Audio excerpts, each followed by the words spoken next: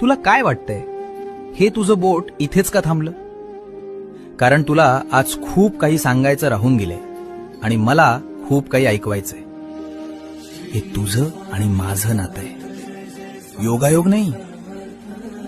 दुखतंय ना रे काळीज, गळा दाटून येतोय ना. तुला वाटतंय या जगात तुझं कोणीच नाही. तुला विसरायला मी काही माणूस नाही, मी तुझा स्वामी आहे. कुणाची भीती वाटते तुला? त्या संकटांची ज्यांना मी माझ्या पायाशी ठेवतो. उठ आणि डोळे पुस. या विश्वाचा जो मालक आहे तो तुझा हात धरून तुझ्या पाठीशी उभा आहे.